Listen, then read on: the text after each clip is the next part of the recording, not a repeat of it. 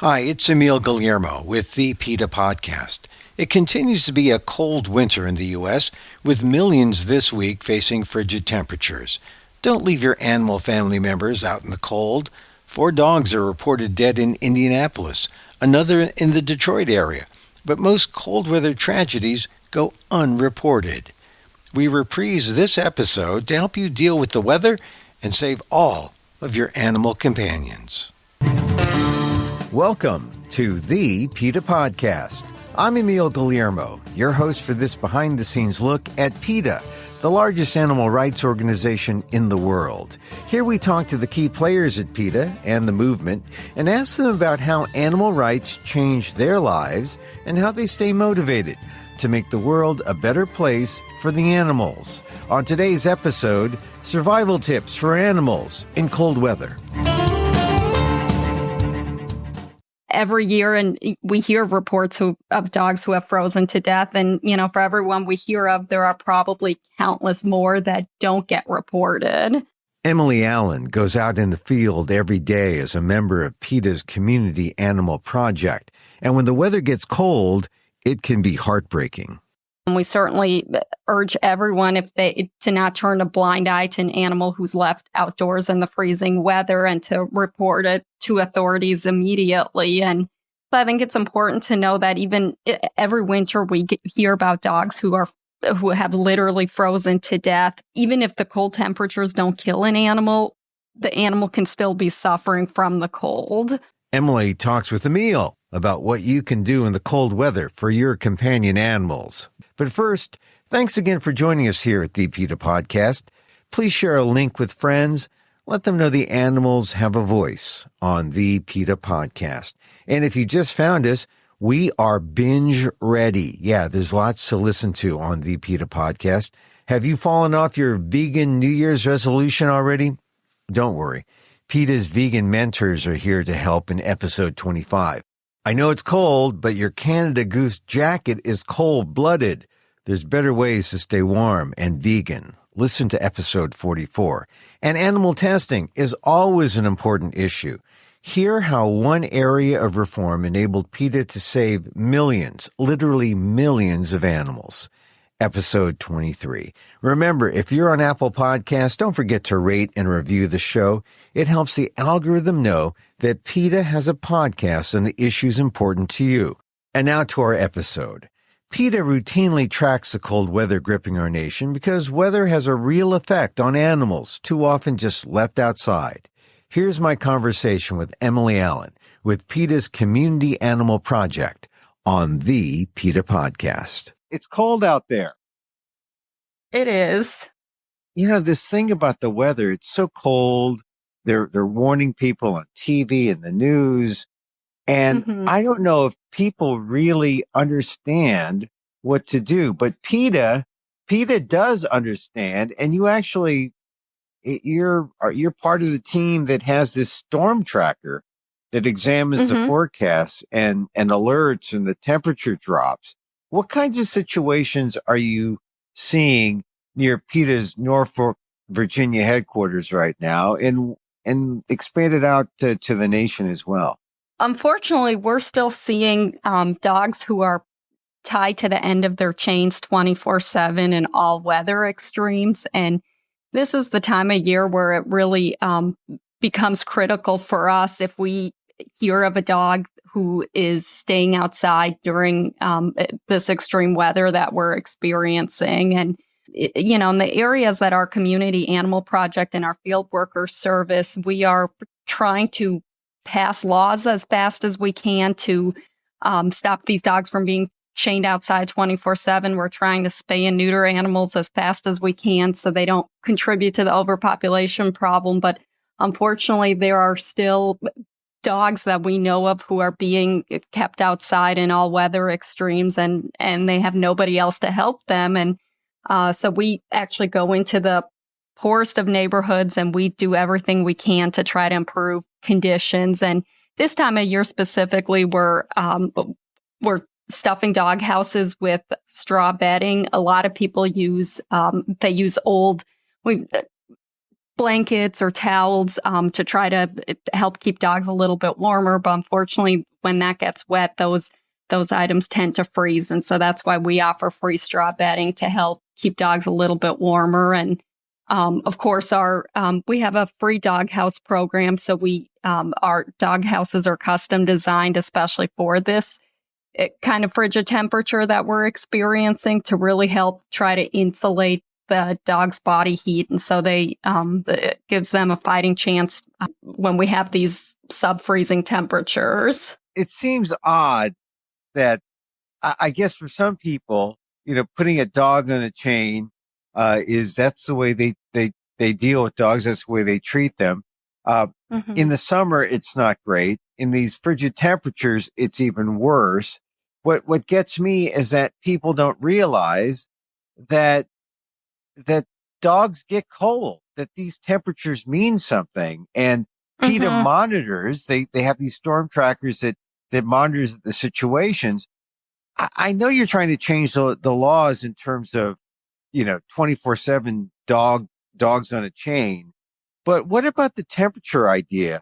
I mean, why is it that people don't get the idea that dogs get cold and that it's not a good idea to have the dog out there in these zero temperatures? That's kind of the $1 million question. We all ask ourselves that question all the time. And I think if we had an answer, we would hopefully not be seeing all these neglected animals that we do see every single day. But, I think it's important for people to realize that just because dogs have fur, that doesn't mean they're any more, they're any better equipped to handle the freezing temperatures than we are. And if it's too cold for you to be outside, it's most certainly too cold for your dog to be outside. And we really try to hit that message home to people, especially this coming week when temperatures are going to dip down potentially to the single digits. It seems like it's common sense that if it's cold for you, it's going to be cold for the dog. But there are so many incidences that PETA lists where you find these dogs that are out there, 6 puppies abandoned outside a clinic during freezing temperatures. I mean, that's surprising that it's a veterinary clinic. Dog left outside in Pennsylvania in 26-degree weather. And state police were reportedly filing charges. Is there can it be animal neglect or animal abuse if you leave your dog outside? Oh, absolutely. I think many jurisdictions take those kind of complaints very seriously. And, we certainly urge everyone to not turn a blind eye to an animal who's left outdoors in the freezing weather and to report it to authorities immediately. And, and also I think it's important to know that even every winter we hear about dogs who have literally frozen to death. But even if the cold temperatures don't kill an animal, the animal can still be suffering from the cold. So, but every year, and we hear reports of dogs who have frozen to death. And, for everyone we hear of, there are probably countless more that don't get reported. PETA does something there in Norfolk, but what should people do when they hear that cold weather's coming? Just like we're seeing these news flashes, from the beginning of the week, it's probably going to be here for the next few days. What should people do? What is the proper way to take care of your dog, and what should people do when they see dogs that are out there on a chain, or see dogs that are being neglected? For most of us, when you and I, when we in the cold temperatures, I mean, the most important thing we can do is to keep animals indoors when the temperature is approaching freezing. And that's especially true for puppies and kittens, and also older animals and small animals. And especially true for short-haired animals like pointers or beagles or pit bulls or Rottweilers. And, and the sad part is those are typically the animals that we see most often outdoors are the ones that are the least equipped to handle this kind of cold weather. But I think for those of us, who are going about our day, short hair animals could certainly benefit from a warm sweater or coat when they go out for walks. And don't allow your dog or cat to roam outdoors. I mean, that is really should be a good rule of thumb for any time of year, but especially during the cold weather. And then one important thing that I actually had no idea when I first started at PETA that this happens, but during the cold weather, cats tend to climb under the hoods of car engines to an effort to keep warm. So it's always a good rule of thumb if you're living in a cold climate or the temperatures are below freezing to bang on the hood of your car before you start your engine. So the animals have an opportunity, or cats especially, to get out and not suffer an injury. Wait a minute. Cats climb into the engines? Yeah, we hear of that happening all the time. They climb into the engines in an effort to stay a little bit warmer during the cold weather. Unfortunately, we get stories of kind people, good Samaritans, who have started up their engine and either heard a horrific noise or the cat has jumped out when they weren't expecting the animal to. And so it's a good rule of thumb and a very easy thing for us all to get into the habit of doing is banging on the hood of your car before you start the engine. Boy, I've never heard that. But I imagine that if you're a cat, and there are hundreds of community cats out there now, through these, and a lot of feral cats out there. So banging on your hood, that's a good tip, especially in the cold weather. Definitely, and just a good habit to get into. Does it worry you when you see the storms coming in, or you see that bad weather, cold weather is coming in? Because you must have in your mind that means that a certain percentage of dogs and cats are going to be in danger. Oh, absolutely. I think, a lot of us field workers have talked about this. When we were kids, we all used to get really excited about extreme weather, be it a snowstorm or even a cold snap or heavy rain. But now that we know better, now that we know all the extremes that dogs and cats can suffer, I don't think any of us anymore are looking forward to weather extremes. And it's, we lose sleep at night thinking about the dogs who are still tied up 24/7 and trapped at the end of their chains with nowhere else to go. And, and that for a lot of us who go out into the field every day, we've grown a special attachment or a special bond to these animals that we meet on sometimes a weekly basis in the field. And, all of us see our own animals inside cozy and tucked away in our beds or in next to a space heater. And, we put extra blankets on top of them to help make sure that they stay warm. And then, unfortunately, we know of hundreds of dogs who are still trapped outside 24/7 who aren't afforded those luxuries. When you are seeing these dogs, and maybe you have the good fortune to see or meet and talk to an owner, what do they say? Do they say anything about why they do what they do? Or does a light bulb go off and they say, oh yeah, I should bring him in. I should bring the dog or the cat in? It depends. And change, unfortunately, comes about slowly in a lot of areas we go to. We spend a lot of our time in very poor, very rural, very impoverished communities where, unfortunately, sometimes you go into a neighborhood and there are maybe 10 houses on the street, and almost all 10 houses have a dog penned or tied up in the backyard. And so it's a matter of educating people, which we do every single day, and to really show people that dogs are part of the family and dogs deserve to stay inside. And I think, as hard as that is for us to comprehend that we need to educate somebody on that many of the people that we deal with every day, they have never known an inside dog before. That is a foreign concept to them. And, and that's, I think even trying to urge somebody to keep their animal inside during weather extremes, as, when I first started, I would have thought nobody would possibly do that. And, a lot of it's not people intentionally trying to be cruel.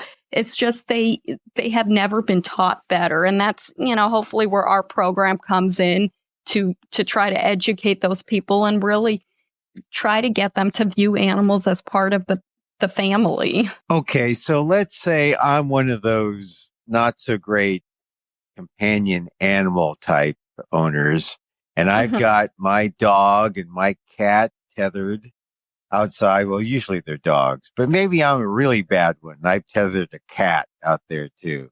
I'm one of those, not so great people. Tell me what you tell me. What's wrong with tying up these dogs, and what's wrong with tethering my cat outside? Aside from just the animals being cold in frigid weather, we really try to appeal to people on that dogs are suffering psychologically from being tied up outside 24/7. They want attention. They want to be inside with you. They are pack animals, that they're living in solitary confinement. For a dog, that's the worst type of punishment we could invent for that species. And so we really try to appeal to them on that level, but also keeping dogs tied up outside 24/7. They are more prone to injury, to being attacked by stray animals, and all kinds of diseases from that they are less likely to get when they're kept indoors. What usually does it? How do you know that you've made the case and have convinced someone? What usually happens? Do they say, "Oh, I never thought about that. I'm going to do it right. I'm going to think about my dog," or do they just say, "Hey, thanks a lot. See you later. Leave me alone"? Well, we see a little bit of everything, and I think we, even again, things that may seem very common sense to you and I, who are dog lovers or animal lovers. Things like making sure a dog has fresh water every single day. That may not be common sense to everybody out there.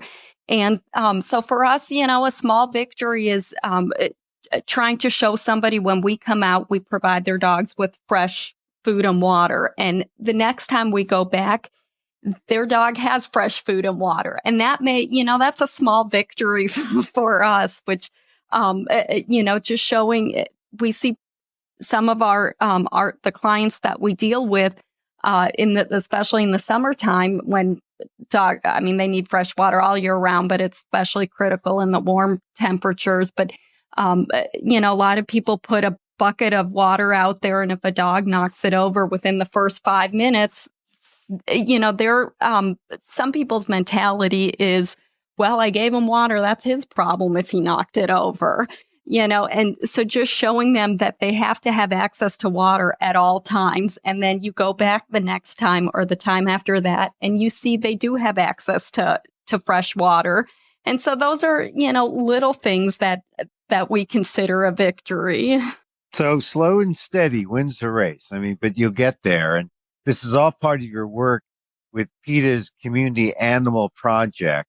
Tell us more about your work with what PETA calls the CAP program. We have about a dozen field workers now who go out in the community every single day to really rescue animals directly and provide help to animals in a hands-on fashion. And that's anything from replacing heavy chains with lightweight tie-outs to providing dogs who are trapped at the end of their chain 24/7 with a better or a sturdier dog house. Little things like providing flea and tick medication, especially in the summertime, making sure they have fresh food and water. And also our big push is to try to sign people up for our spay-neuter clinic. And in a lot of the communities we go into, the closest vet clinic may be an almost 2-hour drive away. And even if somebody is inclined to spay and neuter their animal, most of the people we deal with in rural communities simply don't have the funds or don't have the transportation to get their animals spayed and neutered. And so we really go at it we go into the community, pick up animals from their house or from their home, and then provide door-to-door service to make sure that those animals get spayed and neutered. And, those are really the animals that are most likely to breed and to contribute to the overpopulation problem. And so we really, do what we can to get to the root of the problem and try to spay neuter animals as fast as we can, so there aren't unwanted puppies or kittens. I know a lot of people take issue with PETA's stance, about sheltering and euthanasia and things of that nature. And they don't understand what PETA is actually doing to try to make the situation better. And as a member of the Community Animal Project, does it bother you sometimes when you hear those criticisms, knowing that you're out in the field every day trying to do something to make an animal's life better, like these animals, like these dogs on the chain? Mm-hmm. Yeah, I think if you met our field workers, they are truly the hardest working, most compassionate people you will ever meet. And this isn't a 9-to-5 job. Animals need help 24/7, especially when you're often dealing with animal emergencies. And I think so many critics, if they spent one day in the field with us and they really put a face to the people who are out there doing this work every single day, I would think even the toughest critic would be silenced by the work that our field workers are doing day in and day out. We have an emergency pager phone where somebody is available 24/7 to respond to animal emergencies. And that's done without complaint, because this is people's passion. All of us, we've come to PETA, and specifically this division, because we care about animals and because this is our passion. And so sometimes to hear criticism, it's totally unfair. And, I think once again, if you put a face to the people who are running the PETA's animal shelter and PETA's Community Animal Project, I think you would have critics would change their tune very quickly. I think what the Community Animal Project does, it's wonderful work, but it seems really basic in the sense that shouldn't people know how to provide basic care for their animals? I mean, it always seems like that component part is missing when people take on an animal and then they, put it at the end of the chain and say, okay, just leave it out there. It just seems cruel in that way. Yeah. I mean, I think, if I were to acquire a dog or a cat, I think I would truly think, can I make this commitment for the next 5, 10, 15 years? Do I have the funding available to provide not just food and water, but emergency care, routine vet visits? I think there's a segment of society that does put a lot of effort into thinking. A lot of thought goes in prior to adopting an animal. But, unfortunately, some of the people that we meet day in and day out, they may think that all a dog or cat needs is food and water and, maybe a roof over their head or some type of shelter. And that's, I think we've educated a good many people who now know that acquiring an animal or,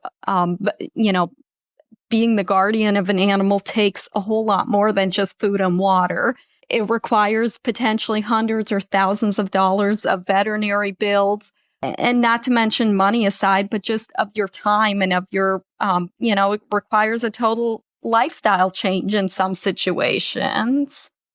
Yeah. And not to mention it requires a certain amount of love, right? I mean, there's got to be a reason, unless they're just purely, you put a dog in a chain to scare off the bad guys or something. Sure. I don't know.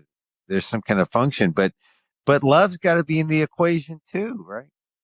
Yeah, absolutely. And I think many of us, even who have come to PETA, we found this field of work because we had a connection with a dog or a cat, and so that. I think absolutely love is a component when it comes to acquiring a dog or a cat, and hopefully, that will get you to extend your compassion to other animals besides just dogs and cats. Okay, so you set me up here now, Emily. I have to ask you, who is that animal that did it for you that said, this is my life? Yeah, it's funny. Most of us at PETA, and I think most of us here in this country probably grew up with a dog or a cat. I did not, but for most of my childhood, when I was a teenager, my parents adopted an adult German Shepherd mix from a shelter, and that really did it for me. And a short time later, I was Googling PETA. Of course, things were much different 15, 20 years ago, but that truly was my connection to PETA, was my dog, and getting to know an animal and care for an animal, and seeing their excitement, their wide variety of emotions, and and that did it for me. And then I've have been at PETA more or less ever since. And your dog's name was Sam. Sam. You think about Sam? I do. I actually still have a picture of him on my desk here at the PETA office. Yeah. I mean, it's funny how that happens. There's always, one special companion. I have this one dog who passed away about a couple years now. And, I still have a picture of my dog, Ross. I never forget Ross, the McNabb Border Collie. But now you see dogs all the time. Now, is there one dog that your current capacity as a community animal project member that you have seen and who has touched you and reminds you that, hey, Emily, you're doing this not just for Sam, but you're doing it for this dog too, and all dogs? Yeah, that's the exciting part about my job, is that, number one, every day is different.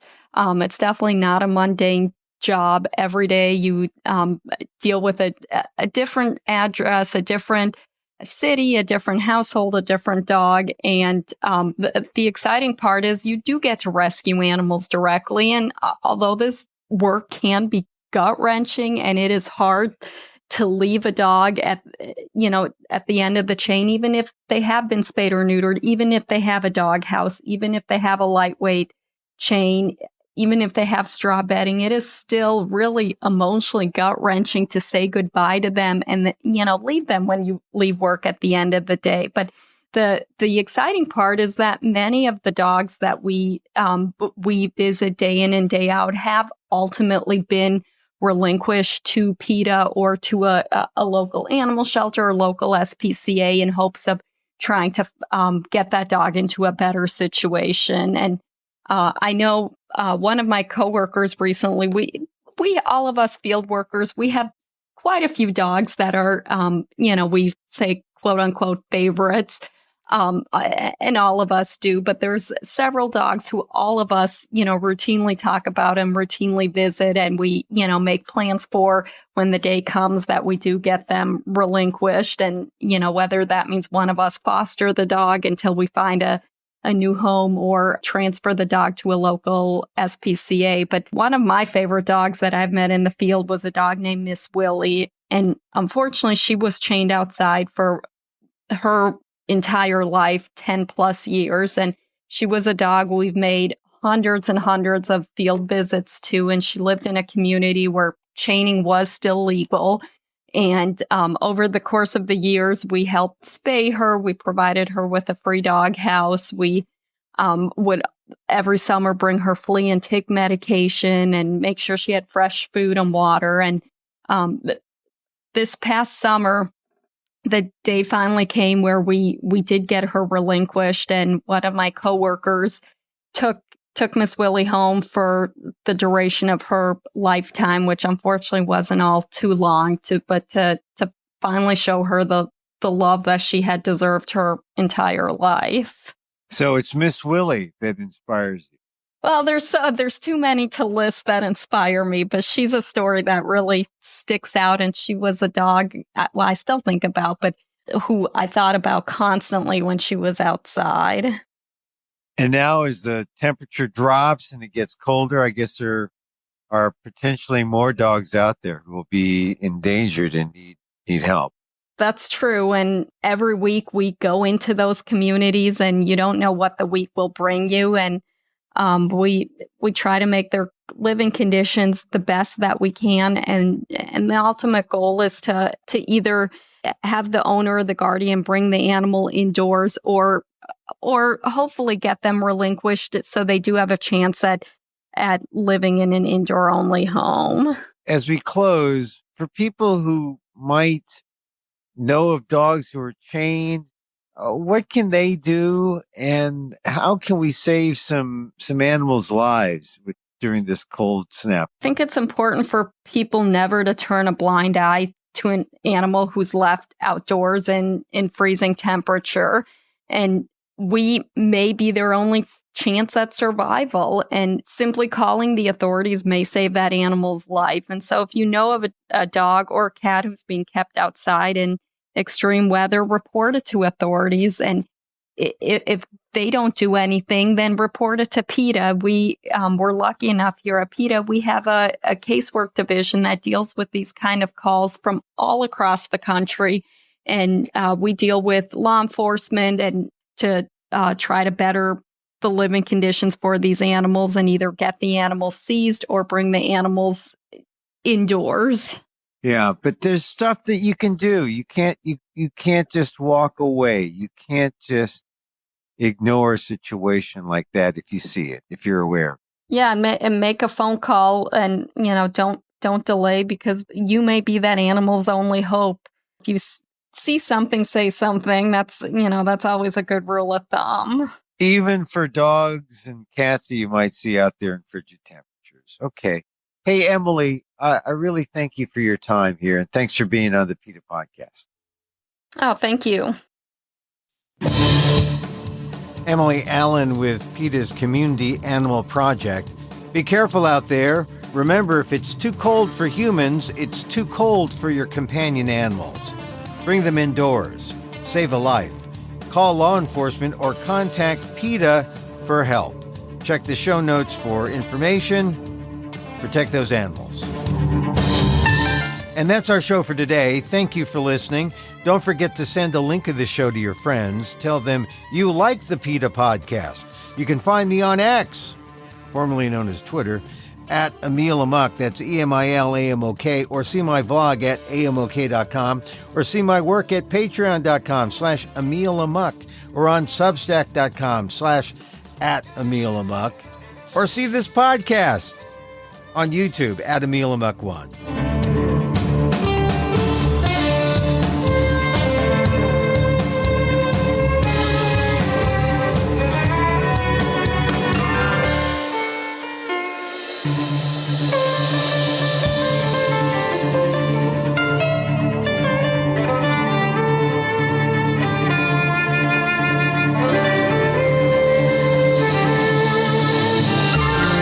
Our music is provided by Carbon Works. Check them out on YouTube. And once again, thank you for listening. Check out all our episodes on your favorite podcast app or on Apple Podcasts, where you can subscribe to, as well as rate and review the show. It helps get the word out about the issues you care about. Thanks again. Join us again next time for more insight into animal rights and the fight for a cruelty-free world on the PETA Podcast. I'm Emil Guillermo.